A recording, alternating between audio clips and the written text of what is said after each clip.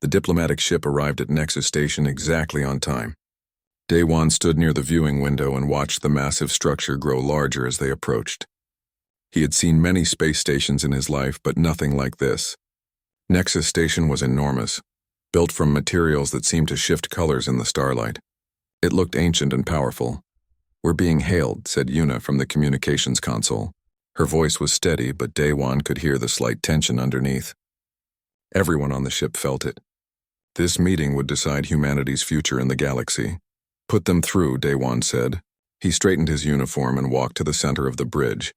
A holographic image appeared before him. It showed a creature that looked like living crystal, its body reflecting light in 1,000 directions. The voice that came through the speakers sounded like wind chimes. "Human vessel, you are cleared to dock at Bay 17. The Council expects you in 1 standard hour. Do not be late." The image vanished before Daewon could respond. Captain Hyunwoo turned in his chair. "Friendly bunch," he muttered. His weathered face showed no emotion, but his eyes were alert. He had commanded warships before taking this diplomatic assignment, and old habits never died. Daewon walked over to where Hana stood near the tactical display. She was studying the station's layout, her cybernetic eye glowing faintly as it processed information. The metal implants on her left arm gleamed under the bridge lights. "What do you see?" he asked quietly. "Defense systems everywhere," Hana replied. "But they're old, very old. Some of this technology looks like it hasn't been updated in centuries." She glanced at him. "They're either very confident or very stupid." "Maybe both," said Jiwon, looking up from her console. The young woman had been quiet during most of the journey, analyzing every piece of data they had about the Galactic Council. "I've been reading their public records. Every species that joins the Council follows the same pattern. They get summoned, they comply, and then they fade into the background." "Fade how?" Daewon asked. "They stop exploring. Stop expanding. Stop innovating. They become quiet." Jiwon's fingers moved across her screen, pulling up charts and graphs. "Look at the Doral. 200 years ago, they were spreading across 6 star systems. Now they occupy 3, and their population is half what it was." Daewon studied the data. He didn't like what he saw. The docking procedure took 30 minutes. When the airlock finally opened, 2 alien escorts were waiting. One was tall and thin, with too many joints in its arms and legs. Its skin was pale blue and seemed slightly transparent. The other floated in the air, a cloud of green gas held together by some invisible force. "Follow us," the floating one said. Its voice seemed to come from everywhere at once. Daewon, Hana, and Jiwon followed them through corridors that curved in ways that made no sense to human eyes. The walls glowed with soft light, and the floor felt strange under their boots, almost soft. They entered a massive chamber. 12 pedestals formed a circle, each holding a different alien species. Daewon recognized some from the files he had studied: the crystalline Vethri, the gaseous plume collective, the insectoid Krelix with its clicking mandibles. Others were completely unknown to him. At the center of the circle stood a single platform, clearly meant for whoever the Council was addressing. A spotlight fell on it from above. "Humans," said one of the Council members. It was a Vethri, larger than the others, with deeper colors swirling in its crystalline body. "You stand before the Galactic Council. We are the governing body of this region of space. For 3,000 years we have maintained peace and order among the civilized species." Daewon stepped onto the platform. Hana and Jiwon remained a few steps behind him. He looked up at the Council members, meeting their eyes or whatever passed for eyes with each species. "We are honored by this invitation," Daewon said carefully. "This is not an invitation," the Vethri replied. "This is a summons. Humanity has been expanding too quickly. You have claimed 47 star systems in only 2 centuries. You build warships. You colonize aggressively. This cannot continue." Daewon remained silent. He had expected something like this, but hearing it stated so bluntly still sent a chill through him. Another Council member spoke, a creature that looked like it was made of overlapping metal plates. "The Council has decided. Humanity will cease all expansion beyond your current territories. You will reduce your military fleet by 80%. You will submit to Council oversight for all external affairs. You will join the Council as a junior member and accept our guidance." "This is for galactic harmony," added a third voice, coming from something that resembled a floating jellyfish. "All species must sacrifice for the greater good. You are young. You do not understand the ways of the galaxy. We will teach you. Daewon felt Hana tense behind him. He knew she wanted to say something sharp, probably something about how they could take their harmony and shove it out an airlock.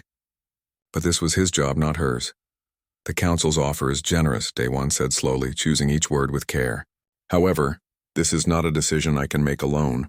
I will need to consult with my government. The Vethry's colors shifted to something darker. There is nothing to consult about. The council has spoken. You will comply. I understand the council has spoken, Daewon replied, keeping his voice level. But I am not authorized to agree to these terms without proper discussion with Earth's leadership. I will need 6 days. Silence fell over the chamber. It stretched on for so long that Daewon wondered if he had somehow broken some alien protocol. Finally, the Krellix leaned forward, its compound eyes reflecting the chamber's light. 6 days? It clicked. What is there to discuss? Compliance is not optional. 6 days, Daewon repeated firmly. Then I will return with humanity's response. The council members looked at each other. Some kind of silent communication seemed to pass between them. Daewon had studied alien psychology, but this was beyond anything he had prepared for. They looked genuinely confused. Very well, the Vethry finally said. Its tone suggested this was somehow beneath its dignity. 6 days. But understand this, human. Every species eventually complies. Some do it peacefully. Others learn the hard way. We have existed for 3,000 years. We have seen countless species rise and fall. You are nothing special. Thank you for your time, Daewon said. He bowed slightly, a gesture of respect that meant nothing to these aliens but everything to human observers who would watch the recordings later. Then he turned and walked toward the exit. Hana and Jiwon followed him. None of them spoke until they were back on their ship and the airlock had sealed behind them. They think we're going to fold, Hana said immediately. They think we're like everyone else. Maybe we should be, Hyunwoo said from the captain's chair. Did you see how many species are on that council? How long they've been in power? Maybe they're right. Maybe resistance is foolish. No, Jiwon said quietly. Everyone turned to look at her. I need to show you something. I've been analyzing their historical records during the meeting. There's a pattern. And it's not good. Daewon sat down heavily in a chair. Show us. As Jiwon pulled up her findings, Daewon felt the weight of what was coming settle on his shoulders. 6 days to decide humanity's future. 6 days to figure out if they would bow to an ancient power or stand alone against the galaxy. He looked out the window at Nexus Station, gleaming in the darkness of space. Somewhere in there, 12 alien species believed they had already won. They had no idea what humans were capable of when their freedom was threatened. 6 days, Daewon thought. Let's see if that's enough time to change the galaxy.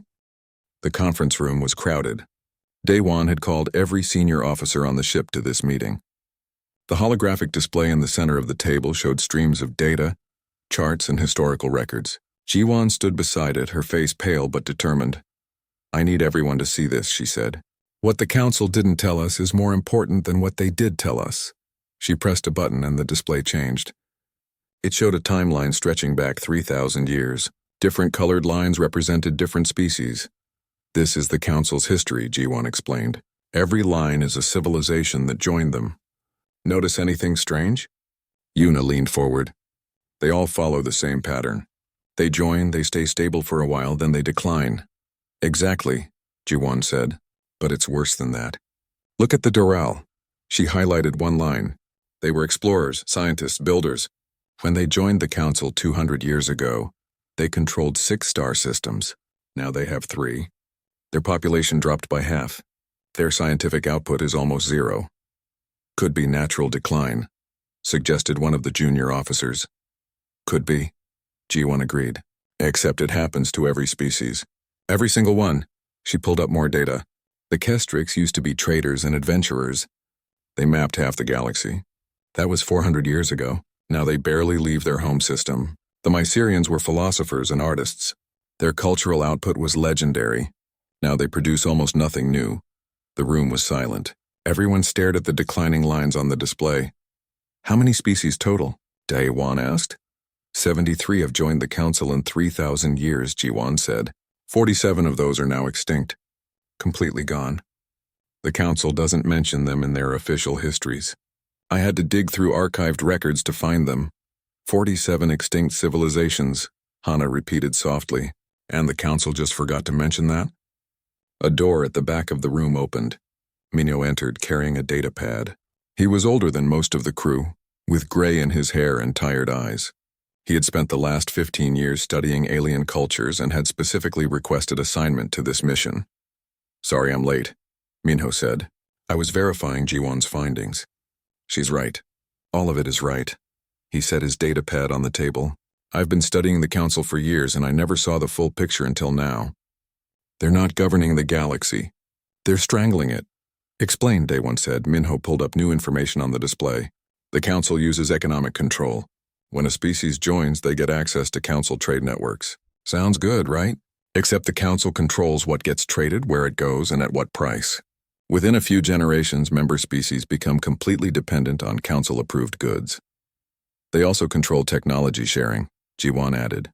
"Member species have to submit all new discoveries to the council for approval. The council decides if the technology is safe for general use. Guess how often they approve something new?" "Never?" Yuna guessed. "Almost never," Minho confirmed. "Innovation stops. Why bother researching if your discoveries will just be locked away?" The species that joined the council were explorers, inventors, artists. Now they just exist.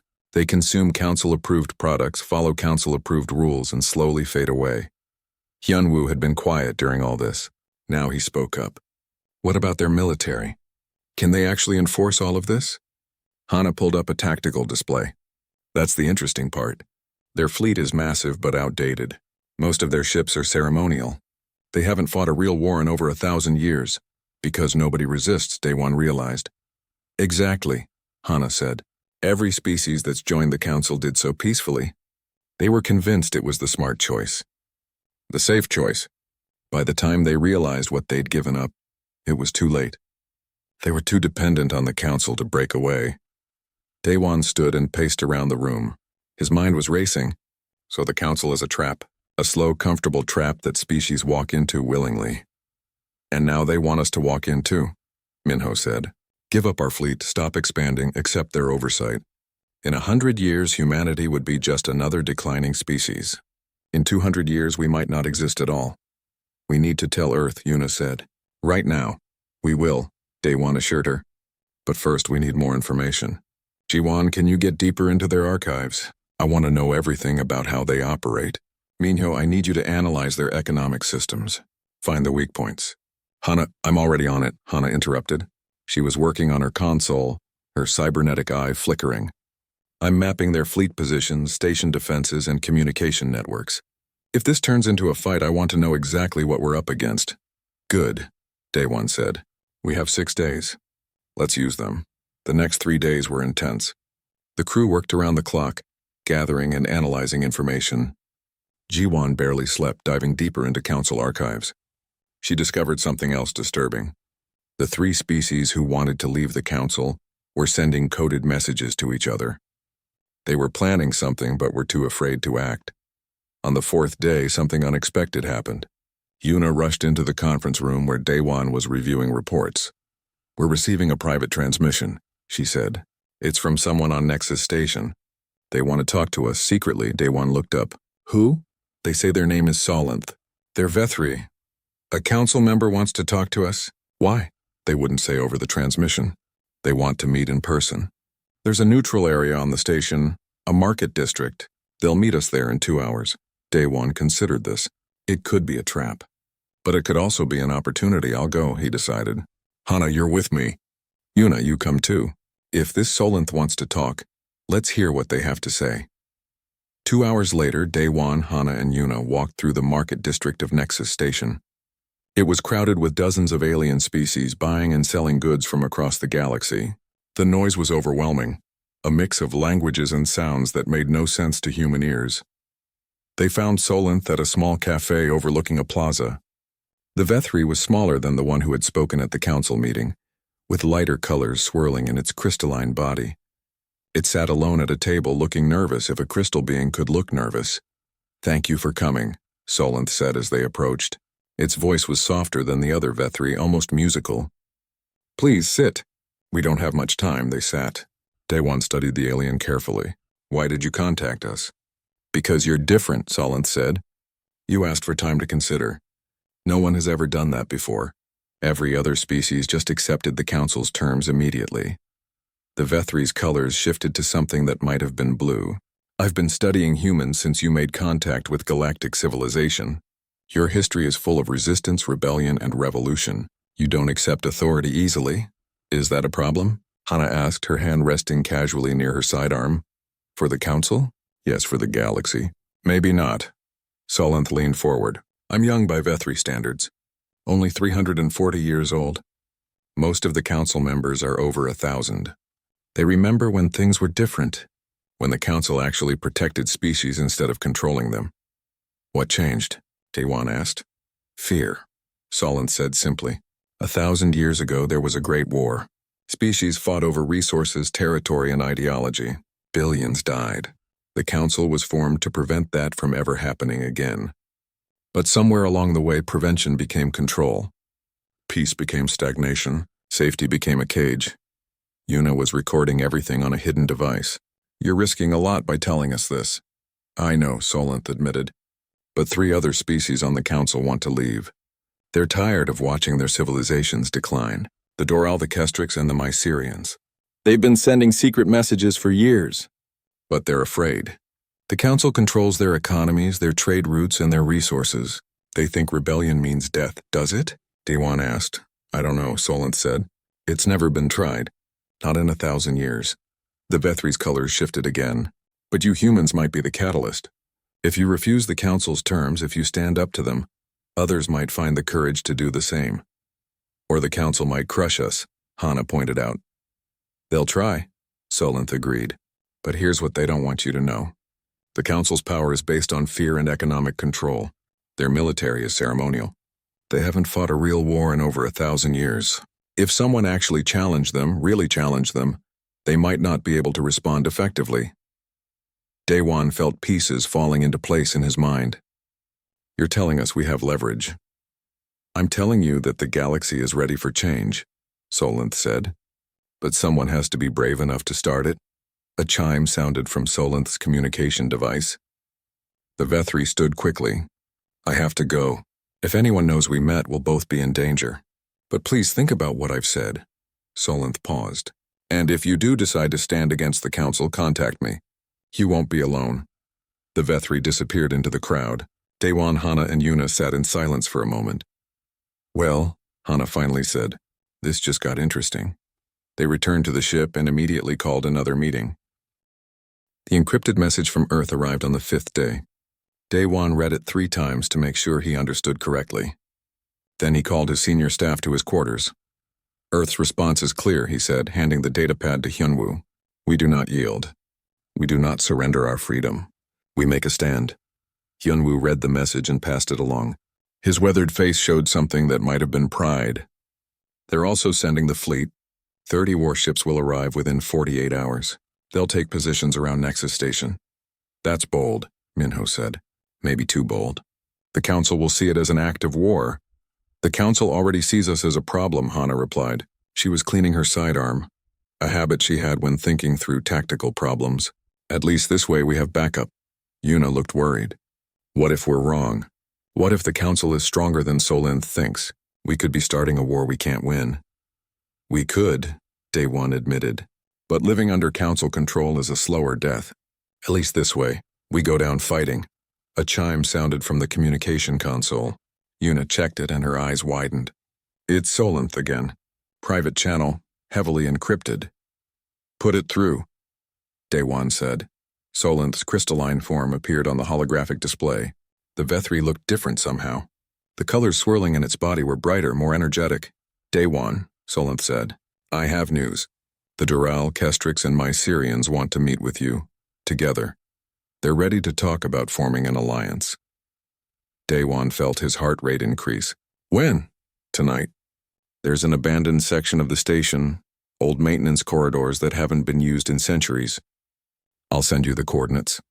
Come alone or with a small group. If the Council finds out about this meeting, we'll all face consequences. We'll be there, Daewon promised. The hologram faded. Daewon looked at his team. This is it. This is where we find out if we're really alone or if others will stand with us.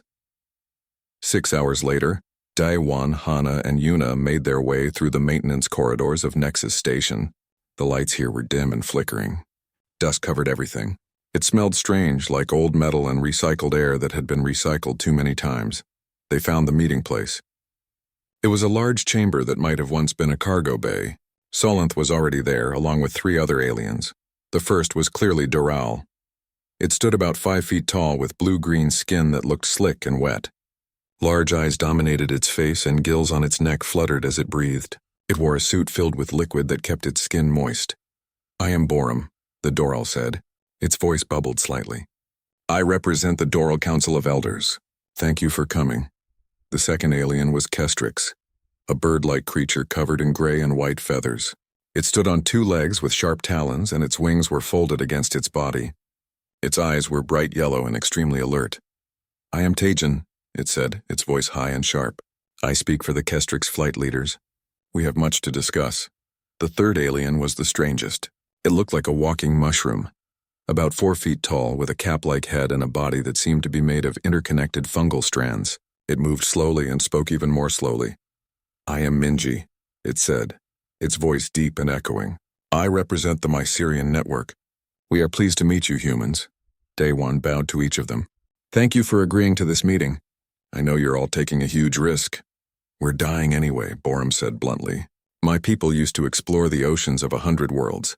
Now we barely leave our home planet. Our children ask why we stopped dreaming. I have no answer for them." "The Kestrix once flew between the stars," Tajin added. "We mapped trade routes, discovered new worlds, and built networks that connected the galaxy. Now we follow Council-approved paths and trade Council-approved goods. We've forgotten how to soar." Minji swayed slightly as it spoke. "The Mycerian network once shared thoughts and dreams across light years. Our philosophers debated the nature of existence. Our artists created works that made other species weep with joy. Now we simply exist. We grow, we consume, we die. There is no meaning anymore." The pain in their voices was clear.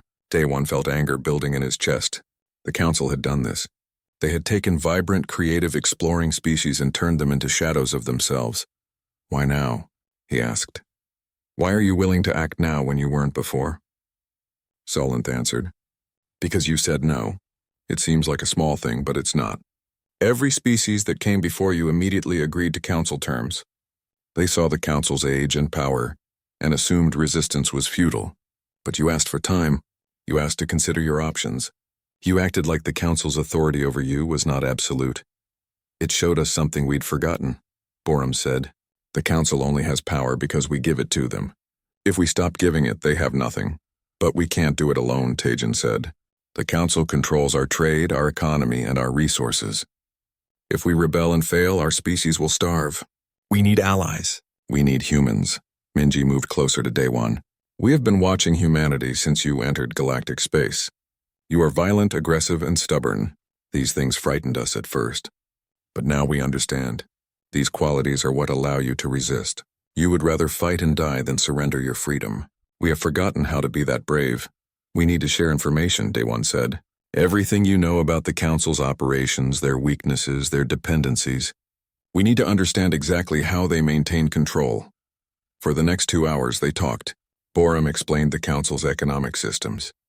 Every member species was locked into trade agreements that seemed fair at first, but were actually designed to create dependency. Raw materials flowed to the Council. Finished goods flowed back at controlled prices. Any species that tried to develop its own manufacturing was denied access to key resources. Tajin described the communication networks.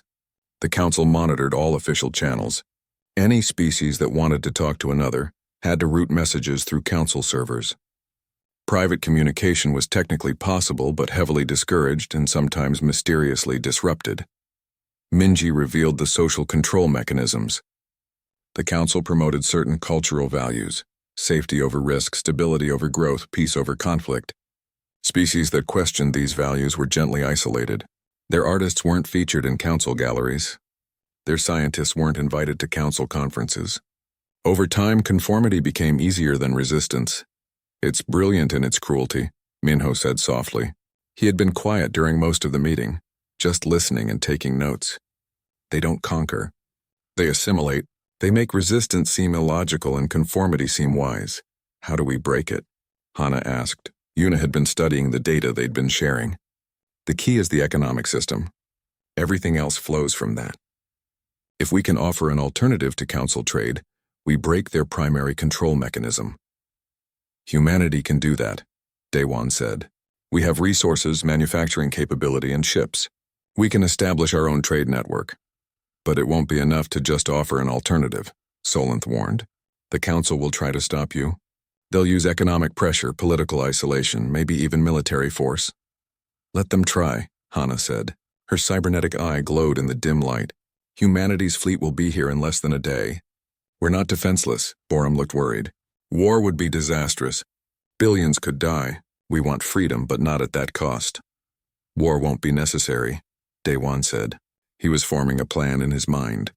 The Council's power is based on perception. They seem ancient and unstoppable, but what if we expose the truth? What if we show every species in the galaxy exactly what the Council has done? How many civilizations have died under their watch? How they've suppressed innovation and crushed dreams? Public opinion, Yuna said, understanding. We turn the galaxy against them. But who would believe us? Teijin asked. The Council has been in power for 3,000 years. Most species trust them completely. Then we give them proof, Minho said. He was already working on his data pad. We have all the Council's historical records. We can show the pattern. 47 extinct species, dozens more in decline, all the innovations that were suppressed, all the explorers who stopped exploring. We make it impossible to deny. And we do it publicly, Daewon added. At the council chamber, in front of everyone. We bring representatives from the Dural, Kestrix, and Mycerians. We present our evidence. We give the council a choice, reform or become irrelevant. That's incredibly risky, Solenth said. The council won't just let you do that. They won't have a choice, Hana said with a fierce smile. Not with humanity's fleet surrounding the station. We're not threatening war. We're guaranteeing the right to speak freely. If the council has nothing to hide, they have nothing to fear. The aliens looked at each other. Some kind of silent communication passed between them. Finally, Borum spoke. The Dural will stand with you.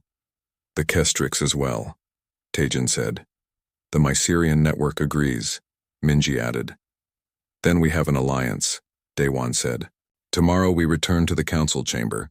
But this time, we're not going there to surrender. We're going there to change the galaxy. They spent another hour coordinating details. Each species would bring evidence of council manipulation. The sixth day arrived. Daewon stood before the mirror in his quarters, adjusting his uniform. His hands were steady, but his mind was racing. Today would change everything. Either they would succeed and reshape the galaxy, or they would fail and humanity would face the consequences. The fleet is in position, Hana reported over the communication system. 30 warships surrounding the station at optimal defensive coordinates. The council has noticed. They're sending angry messages. Ignore them, Daewon said. They'll get their answers soon enough. He walked to the bridge. Everyone was at their stations, tense and ready. Hyunwoo sat in the captain's chair, reviewing tactical displays. Yuna monitored communications. Jiwon was coordinating with the allied species. Minho was doing final checks on their evidence. Our guests are aboard, Yuna announced. Boram, Teijin, and Minji are in the conference room. Solenth is meeting us at the station. Good, Daewon said. Minho, is the data ready? All compiled and verified, Minho replied. He held up a small data crystal. 3,000 years of council history. Every extinct species. Every suppressed innovation. Every broken promise. It's all here. Hana, you're sure about the fleet positions? Absolutely, Hana confirmed. If the council tries anything aggressive, we can respond immediately. We're not threatening them, but we're making it clear that we won't be intimidated. Daewon took a deep breath. Then let's go make history. They took a shuttle to Nexus Station along with their alien allies. The docking bay was heavily guarded. Council security forces lined the walls, though they didn't attempt to stop them. Solenth met them at the entrance to the council chamber. Are you ready for this? Devethri asked. As ready as we'll ever be, Daewon replied. They walked through the familiar corridors. This time they weren't alone. Borum's webbed feet made soft sounds on the floor. Teijin's talons clicked with each step. Minji moved slowly but with determination. Behind them came Hana, Yuna, Minho, and 2 human security officers. The council chamber doors opened. Inside, all 12 council members were present, sitting on their elevated pedestals. But this time the chamber wasn't empty. News feeds from dozens of species were broadcasting the meeting. The council couldn't control this narrative. The large Vethri spoke first, its colors dark and angry. Human Day 1, you were summoned 6 days ago to receive the council's terms. You were expected to arrive alone with your response. Instead, you bring an armed escort and members of other council species. Explain this disruption. Day 1 stepped onto the central platform. He looked up at the council members, meeting their alien gazes without fear. I do have a response, he said clearly. But first I have questions. Questions that every species in the galaxy deserves answers to. This is not a negotiation. The Krellix clicked. The council's authority is absolute, is it? Day 1 challenged. Then you won't mind answering some simple questions. For example, how many species have gone extinct under council protection? Silence fell over the chamber. The council members looked at each other. The galaxy is a dangerous place, the metal-plated alien said carefully. Some species failed to adapt. 47 species, Minho said, stepping forward. 47 civilizations that joined the council and then ceased to exist. Not because they failed to adapt, because the council's policies made it impossible for them to thrive. He activated a holographic display. Data filled the air above the central platform. Charts, graphs, and historical records from the council's own archives. The pattern is consistent. Minho continued. Species join the council. They accept council oversight. Within 1 to 2 centuries, their population begins to decline. Their innovation stops. Their cultural output diminishes. Eventually, they fade away entirely. And the council never mentions them again. This is a misrepresentation, the Vethri protested. Those species faced unique challenges. Did they? Jiwan asked. She stepped forward and expanded the display. Because the data shows otherwise. Every single species followed the same path. Economic dependence on council trade, technological stagnation due to council approval processes, cultural conformity to council values. It's not natural decline, it's systematic suppression. Borum moved to stand beside the humans. The Doral can confirm this. 200 years ago we explored the galaxy. We built cities on 100 worlds. We were scientists, explorers, and dreamers. Now we number less than half our previous population. Our children grow up in a society that has forgotten how to dream. The council did this to us. Tajin spread its wings, a gesture of aggression in Kestrix culture. The Kestrix once flew between the stars. We established trade routes that connected the galaxy. The council convinced us that cooperation required giving up our independence. Now we follow council-approved routes, trade council-approved goods, and watch our civilization slowly die. This is not cooperation. This is control. Minji's deep voice resonated through the chamber. The Mycerian network once shared thoughts across light years. Our philosophers explored the deepest questions of existence. Our artists created beauty that transcended species. The council told us this was dangerous, that it could lead to conflict. They encouraged us to focus on safety and stability. Now we have neither beauty nor meaning. We exist, but we do not live. The council members were clearly uncomfortable. Some tried to interrupt, but Day 1 raised his voice. We have evidence of suppressed technologies, he said. Innovations that could have improved billions of lives, locked away because the council deemed them potentially destabilizing. We have records of economic manipulation, using trade agreements to create dependency and prevent self-sufficiency. We have documentation of cultural suppression, where species were gradually convinced to abandon the very traits that made them unique. He looked around at the cameras broadcasting this to the galaxy, and we have proof that the council knew exactly what they were doing.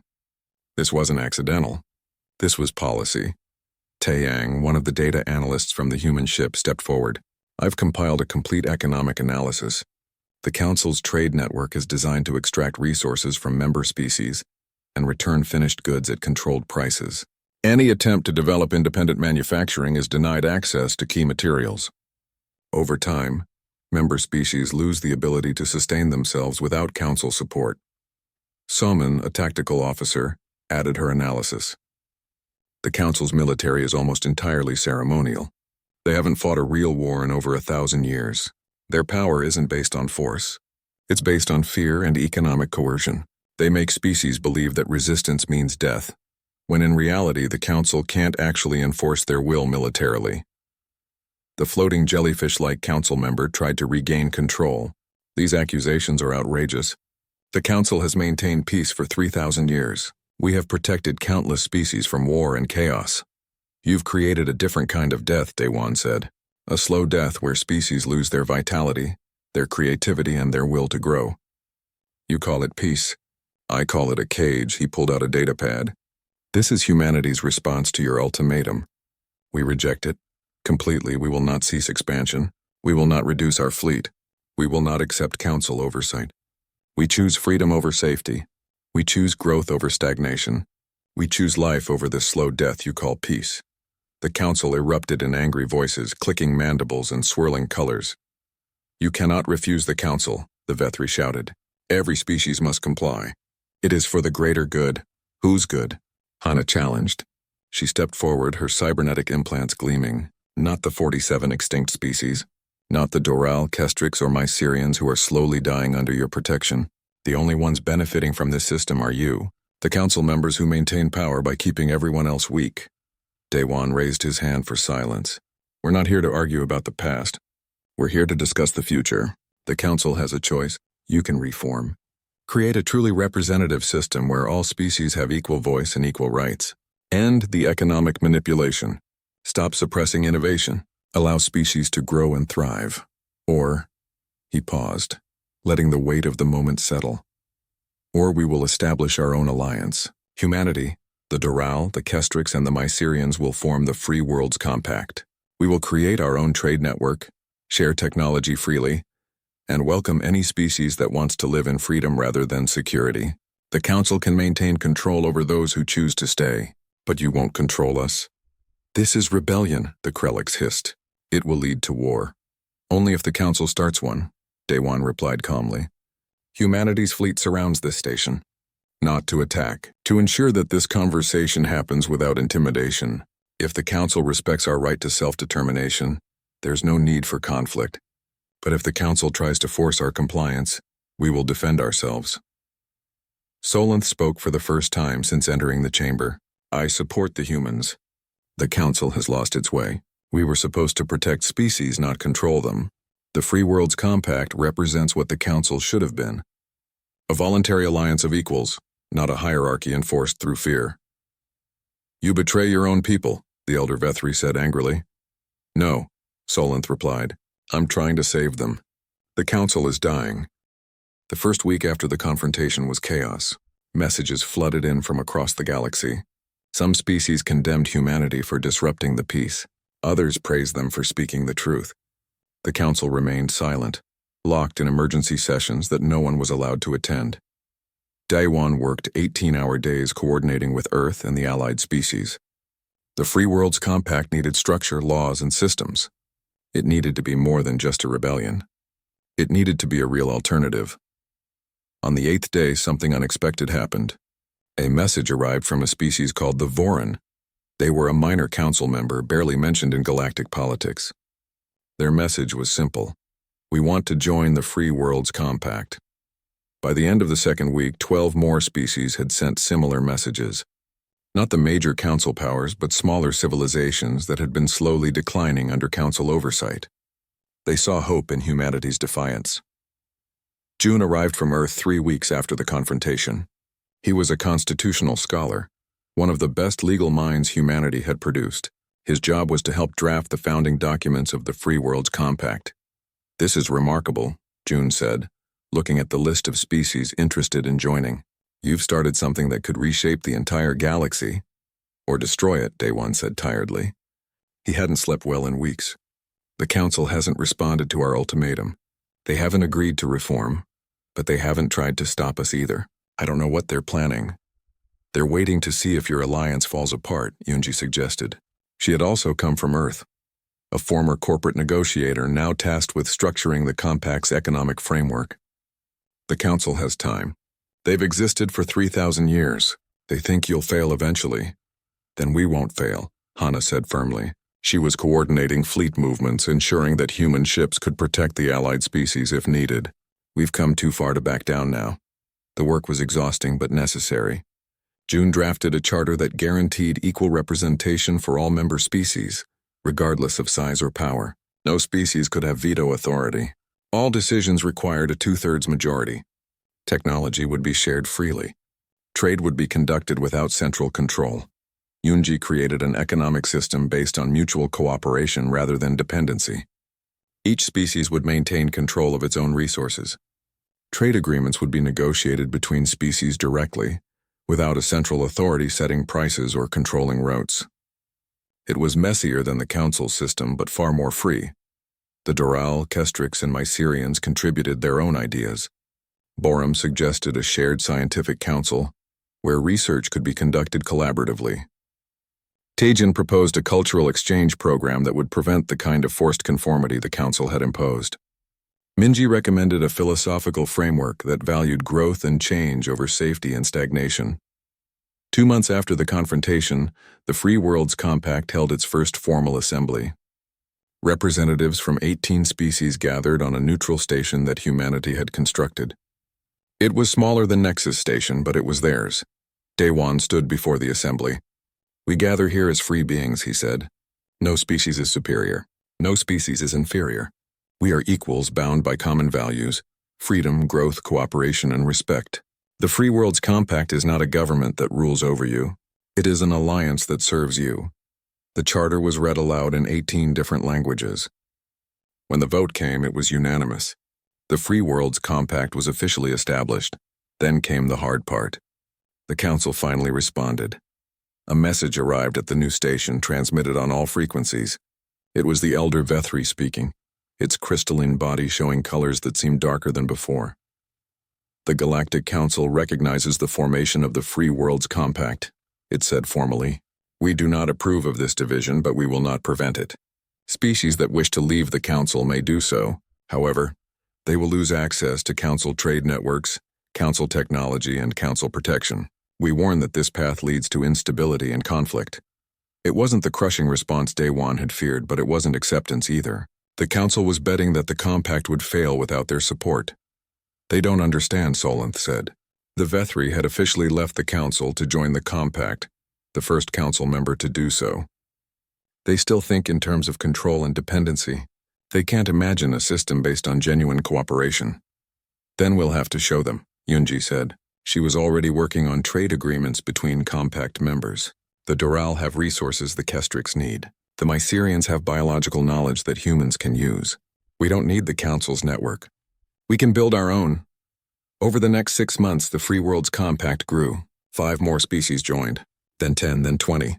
Most were minor species that had been declining under Council rule. A few were more significant civilizations that had maintained their strength despite Council pressure. The Council watched but did not interfere. A strange cold peace settled over the galaxy. The Council maintained authority over those who chose to stay. The Compact offered freedom to those who chose to leave. But something else was happening. Within the Council itself, voices of dissent grew louder. Younger members, those who hadn't lived through the ancient wars, began questioning the old ways. Solanth wasn't alone anymore. 1 year after the confrontation, the Council called an emergency session. This time they invited Daewon to attend as an observer. He returned to Nexus Station with Hana and Yuna. The Council chamber felt different now. The absolute authority that had once dominated this space was gone. The Council members looked older somehow, tired. The Elder Vethri spoke. "The Council has deliberated for many months. We have watched the Free Worlds Compact grow. We have seen species thrive under your system. We have also seen unrest within our own membership." Daewon waited. He had learned that sometimes silence was the best response. "The Council proposes a reformation," the Vethri continued. "We will restructure as the Galactic Forum. All species, whether in the Council or the Compact, will have equal representation. We will end the economic controls. We will allow free technology exchange. We will become what we should have been from the beginning, a gathering place for civilizations, not a governing authority." It wasn't surrender. It was evolution. The Council was changing because they had to, but the result was the same. The galaxy was becoming freer. "The Free Worlds Compact accepts this proposal," Daewon said. "But we have conditions. The Forum must have transparent operations. No more secret decisions. No more suppressing information. Everything must be open to scrutiny." "Agreed," the Vethri said. Its color shifted to something lighter, almost hopeful. We have learned much from you humans. You value freedom over safety. You take risks rather than avoid them. You challenge authority rather than submit to it. These qualities frightened us at first. Now we see their value. Over the next year, the transformation continued. The Galactic Council dissolved. The Galactic Forum took its place. The Free Worlds Compact merged with the Reformed Council, creating a truly representative body. Species that had been declining began to stabilize. Innovation that had been suppressed for centuries began to flourish. Daewon stood on the observation deck of the new Forum station, looking out at the stars. Beside him stood Solinth, now one of the Forum's most influential voices. "Do you think it will last?" Daewon asked. "Nothing lasts forever," Solinth replied. "But we've created something good. A system based on freedom rather than control. It might not be perfect, but it's better than what we had." "It's strange," Daewon said. "We came to the galaxy expecting to learn from older, wiser civilizations. Instead, we ended up teaching them something." "You taught us that some things are worth fighting for," Solinth said. The Vethri's crystalline body glowed warmly in the starlight. "You showed us that freedom isn't a luxury. It's a necessity. Without it, civilizations don't just decline. They stop being civilizations at all. They become shadows, going through the motions of existence without ever truly living." Hana joined them on the observation deck. "Earth is asking when you're coming home," she said to Daewon. "They want to give you a medal. Make you an admiral or something," Daewon laughed. "I'm not admiral material. I just said what needed to be said." "You did more than that," Hana replied. "You gave the galaxy hope. You showed them that tyranny, even gentle tyranny disguised as protection, can be challenged. You proved that humans don't know how to yield." "Is that a compliment?" Daewon asked. "It's a fact," Hana said with a smile. "We're stubborn, aggressive, and unwilling to accept authority we haven't earned. These used to be seen as flaws. Now they're the qualities that saved the galaxy." Yuna arrived with news. "The first joint research project just published results. Human and Mycerian scientists working together developed a new propulsion system. It's twice as efficient as anything either species had alone. This is just the beginning. This is what freedom looks like," Solinth observed. "Not chaos, not war. Just beings from different worlds working together because they choose to, not because they're forced to." Daewon thought about the journey that had brought them here. One simple refusal. One moment of saying no to unjust authority. Give me liberty or give me death.